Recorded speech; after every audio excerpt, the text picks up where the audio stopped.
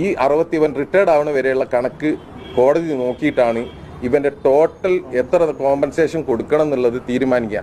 ഞാൻ അതൊരു എന്താ പറയുക, ഒരു ഓണർ എന്നുള്ള നിലക്ക് ഞാൻ ഒരു എന്താ പറയുക, എൻ്റെതായ ഒരു സ്നേഹത്തിന് ഞാൻ നാക്കിൽ അത് അവിടെ ഒരു ഒരു ഒരു ഡോക്യുമെന്റ് ആക്കാൻ ഞാൻ ശ്രമിച്ചു. അയാൾ ബുദ്ധിപൂർവ്വം അത് എങ്ങനെയെങ്കിലും ഫാമിലിക്ക് ക്ലെയിം കിട്ടാൻ വേണ്ടി നോക്കിയതാണ്. അതിന് അദ്ദേഹത്തിന് എടുക്കാൻ വേണ്ടിയാണോ എന്നും അറിഞ്ഞുകൂടാ. എന്തായാലും ആ ക്ലെയിം വാങ്ങിച്ചെടുക്കാൻ വേണ്ടിയാണ് ആ എമൗണ്ടിൻ്റെ കാര്യം പറഞ്ഞതെന്ന് ഏകദേശം അത് അയാളുടെ വായിൽ നിന്ന് തന്നെ പുറത്തു വന്നു. പക്ഷേ ഇനിയും ഓർക്കാനുള്ള ഒരു കാരണമുണ്ട്.